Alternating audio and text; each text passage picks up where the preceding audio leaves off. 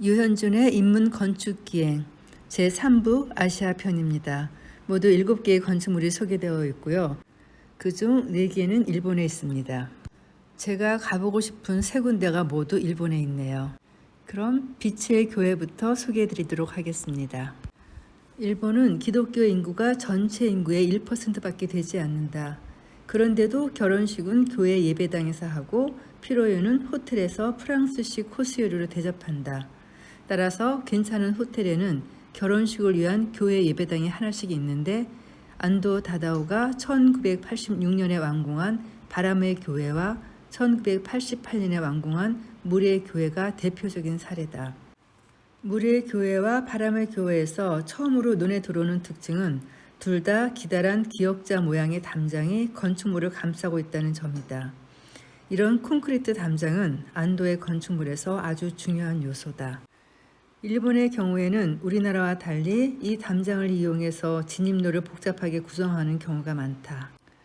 우선 기능적으로 보면 외부에서 침입자가 들어오는 길을 어렵게 보여 보안을 더 좋게 만들려는 목적이 있다.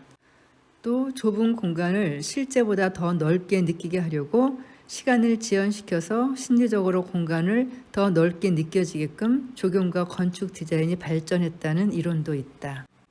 실제로 일본 전통 건축은 주된 공간으로 들어가기까지의 진입로가 복잡하게 디자인되어 있다. 그리고 이러한 진입로 덕분에 실제 아주 작은 지붕에도 불구하고 여러 개의 다른 장면들이 연출되고 기억된다. 그래서 경험자는 공간을 실제보다 더 넓게 느끼게 된다. 이런 일본 전통 건축의 복잡한 진입 경로는 안도의 건축에서 제대로 재현된다.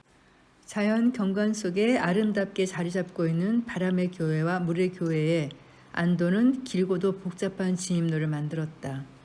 바람의 교회의 경우에는 예배당이라는 주요 공간에 들어가기 전에 방문객들은 5번을 회전하고 5번의 단 높이 차이를 경험해야 해서 총 10차례나 되는 복잡한 과정을 거쳐야만 예배당에 도달할 수 있다.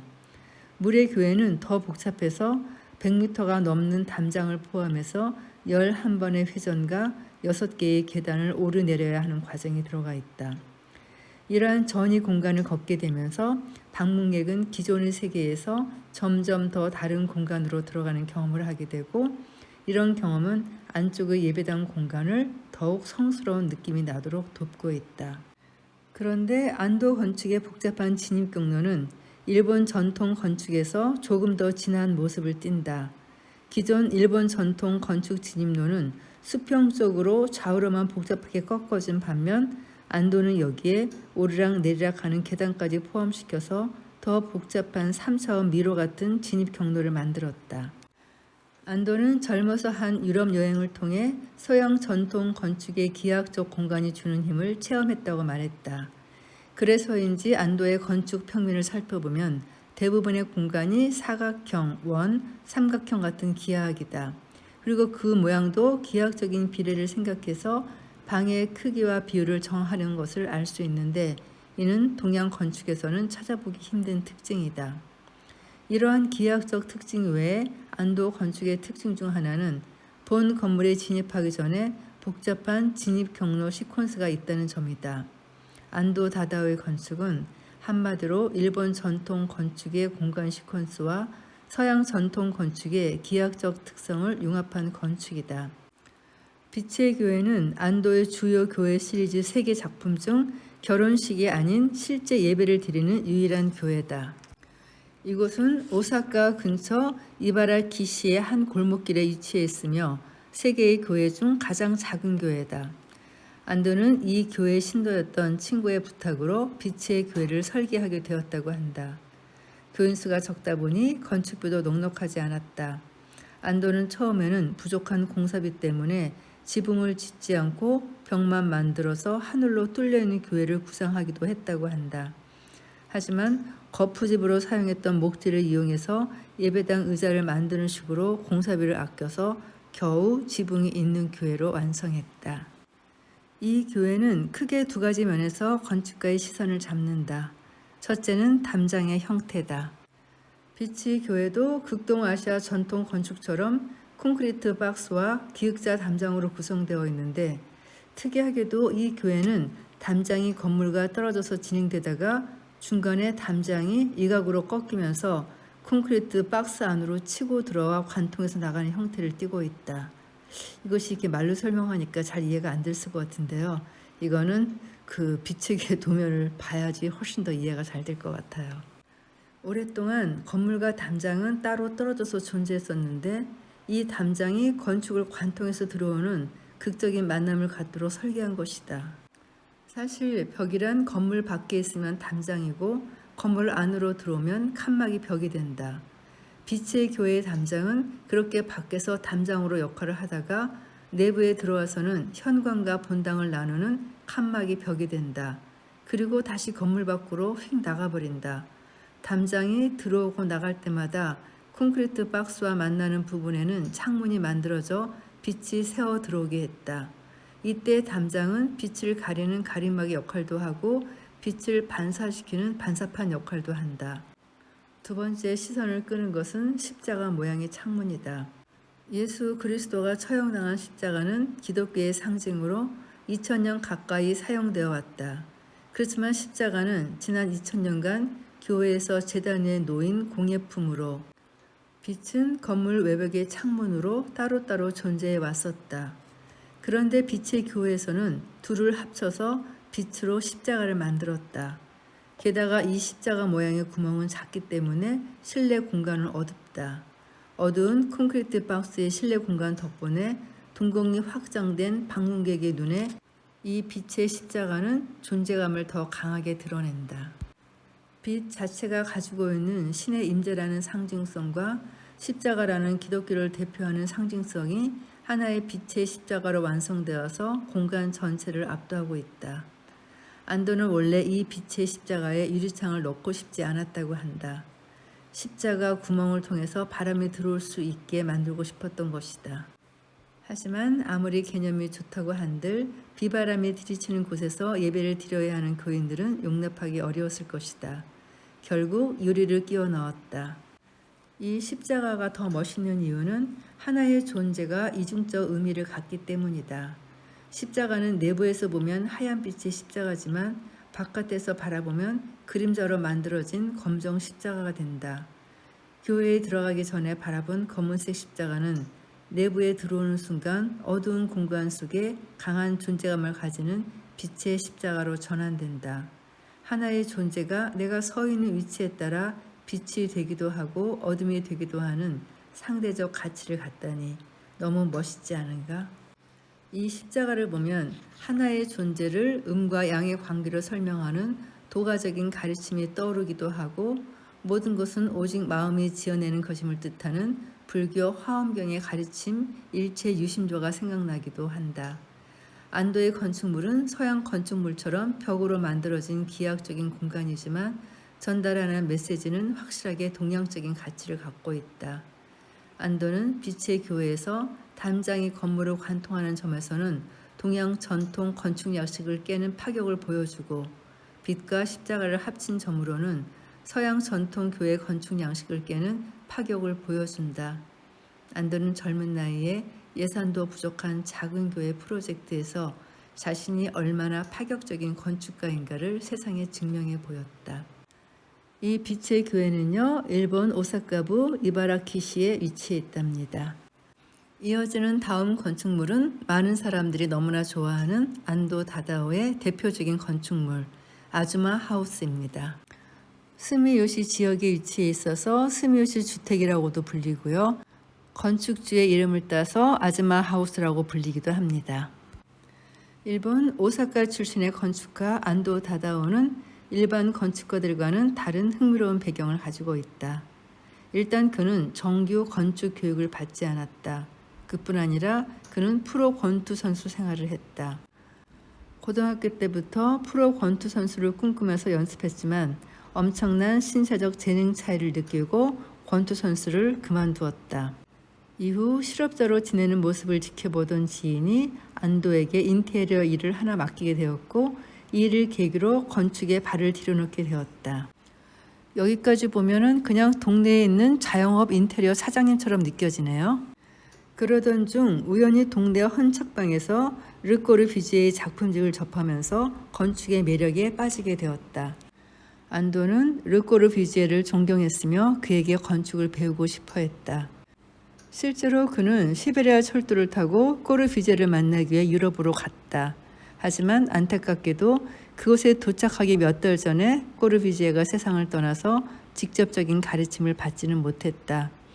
대신 그는 일본으로 돌아온 후 꼬르비제의 건축 도면을 구해서 트레이싱지에 대고 베껴가면서 건축을 공부했다고 한다.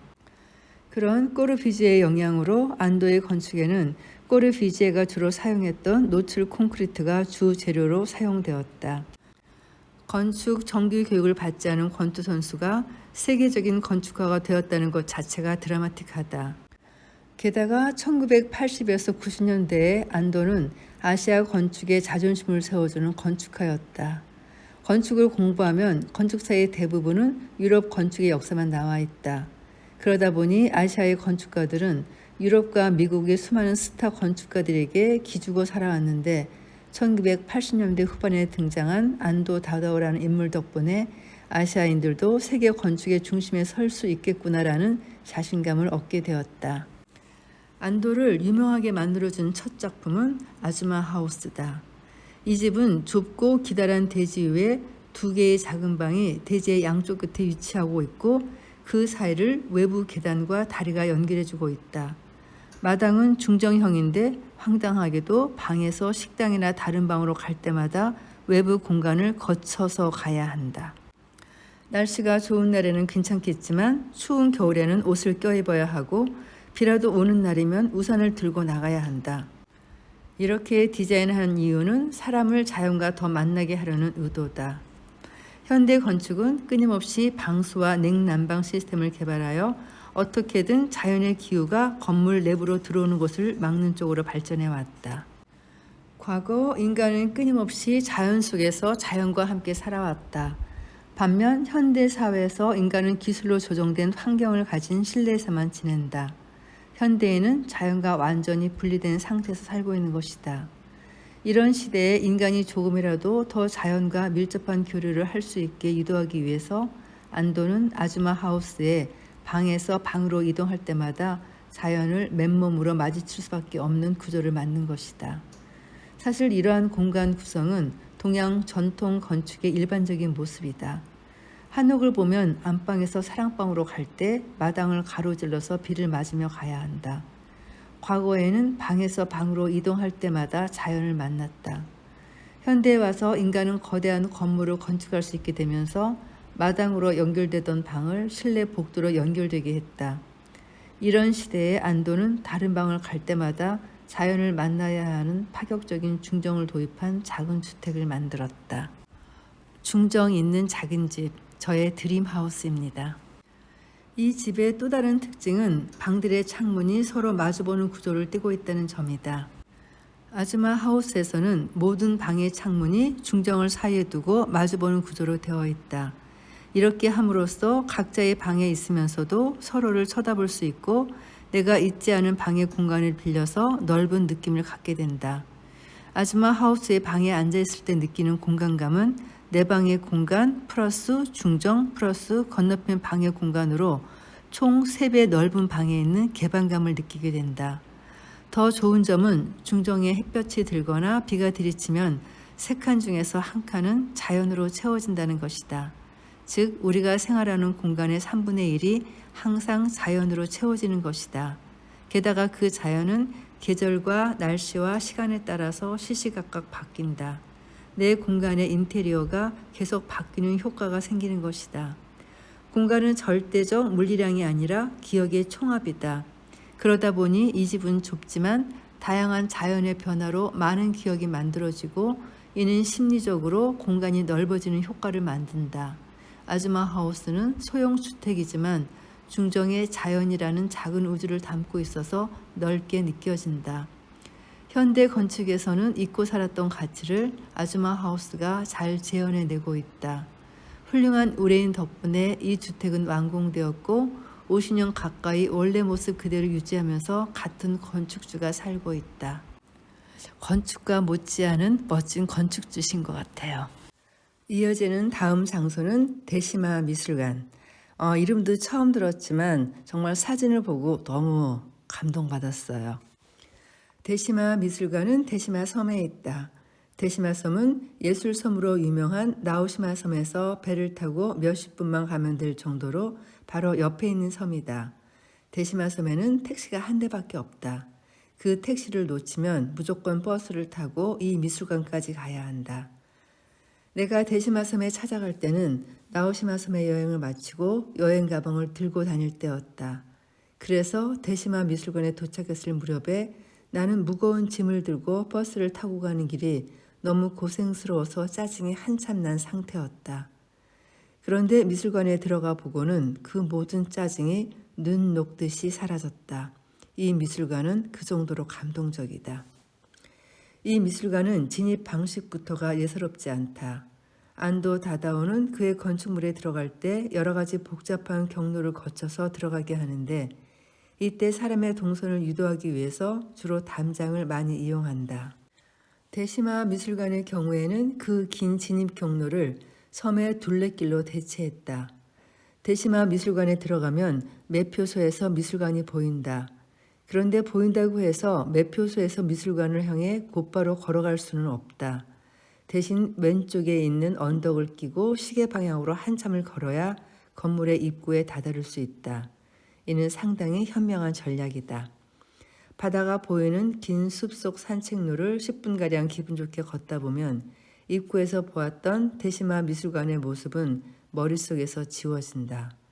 처음에 건물을 예고편처럼 보여주고 그 다음에 자연만 한참 동안 보여주고 그 다음에 건축물을 반대 방향에서 바라보면서 접근하게 하는 공간 경험의 순서다. 대시마 미술관은 들어가는 입구부터가 특이하다. 재료는 백색 콘크리트인데 절반 이상 바람이 빠진 풍선 주둥이 같은 느낌의 독특한 모양을 하고 있다. 그리고 들어갈 때 핸드폰을 맡기고 들어가야 한다. 사진을 찍으면서 본인과 다른 사람들의 감동을 방해하지 말라는 의도다. 그런 의도는 너무 잘 먹혔다. 숨막히게 시적이고 아름다운 공간을 보았는데 사진을 찍을 수가 없다. 그렇기에 더욱더 바라보는 것에 집중할 수 있었다. 대시마 미술관에서는 스마트폰 카메라가 없는 덕분에 연속적으로 공간을 체험하고 생각할 수 있게 된다. 게다가 건축물의 벽과 천장과 바닥이 모두 하나로 연결된 백색의 곡면으로 만들어진 부드러운 공간이어서 보는 사람의 시선은 계속해서 흘러가듯이 이어진다. 덕분에 나의 경험은 더 아날로그적으로 연속성을 갖게 된다. 이 벽체와 지붕은 너무 얇아서 마치 아주 얇은 만두피로 만들어진 건축 공간 같다. 지붕을 만들고 있는 백색 콘크리트가 너무 얇아서 어떻게 이게 서 있을 수 있지라는 의구심이 들 정도다. 이 미술관의 백미는 얇은 콘크리트 지붕에 크게 뚫린 구멍이다. 마치 로마의 판테온처럼 조개 껍데기 같은 둥근 구조체 안에 구멍이 뚫려서 햇빛도 들어오고 비도 들이친다. 커다란 구멍으로 새가 날아 들어와서 날아다니며 놀다가 다시 다른 구멍으로 나가기도 한다. 백미는 그 구멍에 걸려있는 가느다란 흰색 실이다. 밧줄이 아니고 실이다. 그 실은 너무 가늘어서 집중해서 보지 않으면 보이지도 않는다. 실이 워낙 가늘다 보니 아주 작은 미풍에도 흔들린다. 덕분에 촉각으로도 느끼기 어려운 아주 미세한 바람을 흔들리는 실을 통해 시각적으로 느낄 수 있다. 바람에 움직이는 실은 너무 가벼운 나머지 날갯짓을 하는 나비가 바람에 휘적대는 것 같다. 그리고 바닥을 보면 여기저기 물방울이 모여서 고여있는 아주 얕은 물을 볼 수 있다. 미술가 나이토 레이의 작품이다. 그는 바닥에 눈으로는 보이지 않을 만큼 작은 구멍을 뚫어서 물이 한 방울씩 올라오게 했다. 그리고 그 물은 매끄러운 방수 표면으로 되어 있는 바닥 위를 떠돌아다닌다. 이 물들은 표면 장력으로 인해 모이기도 하고 흘러내리기도 하고 바람에 흩어지기도 한다. 그런데 역시 가장 궁금한 것은 어떻게 이렇게 매끄러운 표면에 납작한 돔 지붕을 만들 수 있었느냐는 것이다. 돔은 건축에서 오래된 양식이다. 현존하는 건축물 중 가장 오래된 것은 판테온의 돔인데 콘크리트로 만들어져 있다. 이후에도 계속해서 돔이 만들어졌지만 항상 정확한 기하학으로 나누어지고 기획된 형태로 만들어졌다. 그러다가 1990년대에 와서 약간은 비정형의 3차원으로 휜 자유로운 곡면들이 만들어지기 시작했다. 그러나 곡면들이라고 하더라도 자세히 보면 거푸집 틀이 만나는 경계부에 선들이 보이고 곡면도 약간은 각이 지고 자연스럽지 않다. 그런데 대시마 미술관에는 그런 이음매 선들이 전혀 보이지 않는다. 마치 완벽하게 미장으로 마감한 것 같은 표면을 가지고 있다. 그런데 손으로 회벽을 칠한 벽체는 아니고 완벽한 노출 콘크리트라는 것을 직관적으로 느낄 수 있다. 왜냐하면 워낙에 얇기 때문이다. 어떻게 하면 이렇게 만두피처럼 얇으면서도 이음매가 없는 완벽한 곡선의 돔을 만들 수 있었을까? 여기에 건축가 니시자와 류의 천재성이 보인다.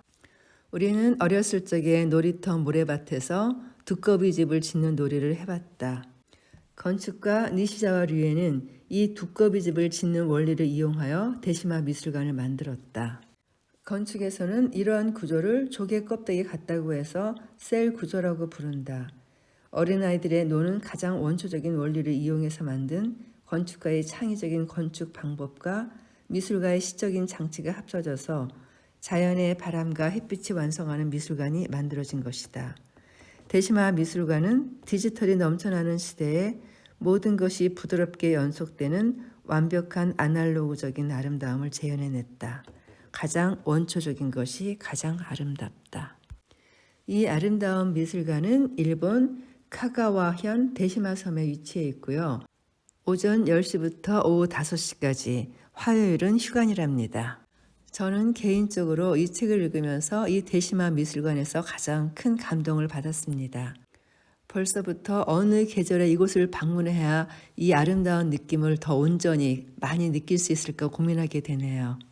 마지막으로 닫는 글로 이 책을 마무리하겠습니다. 닫는 글 1%의 영감이 필요한 시대. 사람의 생각은 웬만해서는 바뀌지 않는다. 그런 사람의 생각을 바꾸는 과학적으로 증명된 방법은 공간이다. 공간은 사람에게 무의식적으로 영향을 미친다. 2.7m 천장구에서 공부한 학생보다 3m 천장구에서 공부한 학생의 창의력이 2배 높게 나왔다는 미네소타 대학교의 연구 결과가 있다. 굳이 이러한 실험을 통하지 않더라도 우리는 집에서 공부가 안 될 때 카페에 가서 분위기를 바꾸고 나면 공부나 보고서 작성이 잘 되는 경험을 해본 적이 있을 것이다. 우울할 때 탁 트인 바다가 보고 싶다는 생각을 해본 적이 있을 것이다. 산 정상에 올라가서 도시를 내려다보면 일상의 고민에서 벗어나 긍정적인 마음을 갖게 된 경험이 있을 것이다. 이처럼 공간은 우리의 생각을 지배한다.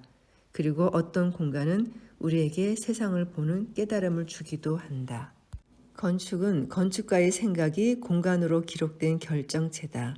이 책은 여러 종류의 창작자 중 건축 공간을 통해서 세상의 이야기를 전하는 건축가들의 작품을 살펴보았다.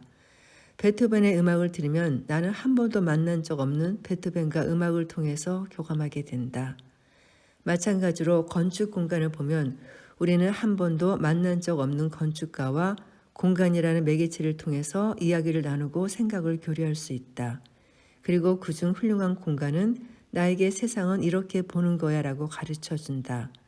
이 책에 수록된 건축물들은 모두 나에게 세상을 보고 읽어내고 창조하는 법을 가르쳐준 공간들이다. 건축은 필연적으로 크게는 우주, 작게는 지구라는 물리적 공간의 어느 한 부분을 차지할 수밖에 없다. 이 책에 소개된 건축물들은 모두 이 지구상에 하나밖에 없는 어느 한 지점을 차지하고 존재하고 있는 물리적인 공간이다. 기회가 된다면 그 공간에 한번 방문해보면 좋을 것 같다. 내가 책에서 이 공간들의 이해를 돕는 기본적인 정보를 제공하기는 했지만 더 깊이 있는 해석은 직접 경험한 사람의 몫이다. 직접 보신다면 아마 내가 느꼈던 것과는 다른 느낌을 받을 것이다. 그것으로 충분하다. 건축의 묘미는 경험하는 자의 신체의 크기, 과거의 경험, 무의식 등에 의해서 완전히 다르게 해석될 수 있다는 데 있다. 그런 면에서 건축 공간은 자세하게 설명된 소설이라기보다는 읽는 자의 해석에 따라 다르게 느껴지는 시와 비슷하다. 나에게 의미 있게 다가왔던 30편의 공간의 시가 독자들에게도 의미 있게 느껴졌으면 좋겠다. 우리는 1%의 영감이 필요한 시대를 살고 있다. 현대 사회가 대단한 것 같지만 사실 우리의 일상 중 대부분은 20세기에 만들어진 발명품들로 살고 있다. 21세기에 들어서는 기후도 바뀌고 시대도 바뀌는데 우리는 과연 얼마나 새로운 생각을 하며 살고 있는가? 이 책은 새로운 공간을 꿈꾸고 만든 1%의 영감을 가졌던 천재들의 이야기다. 이들이 새로운 영감을 얻는 방법은 제각각이다. 때로는 필요에 의해서, 때로는 새로운 기술의 빠른 적용으로, 때로는 여러 가지 제약을 극복하려는 노력으로, 때로는 인간에 대한 자신만의 고찰을 통해서 영감을 얻었다. 우리는 그들의 작품을 보면서 어깨 너머로 천재들이 생각하는 방법을 엿볼 수 있었다. 알을 깨고 병아리가 되기 위해서는 작은 부리가 만들어져야 한다. 1%의 영감은 병아리의 작은 부리다. 그냥 건축가의 디자인 이야기로 볼 수도 있지만 어떤 독자는 같은 이야기를 통해서도 병아리의 작은 부리 같은 영감을 얻을 수도 있다. 그런 분들이 많기를 바라고 각자의 자리에서 껍데기를 깨는 사람들이 되기를 소망한다. 1%의 영감이 없으면 천재가 될 수 없듯이 사회 역시 마찬가지다. 이 사회가 발전하는 데는 영감을 불어넣어주는 1%의 사람이 필요하다. 여러분이 그런 사람들이 되시기를 축원한다. 이 책의 감동에 마침표를 찍는 멋진 닫는 글이네요. 오늘도 긴 녹음 들어주셔서 감사합니다.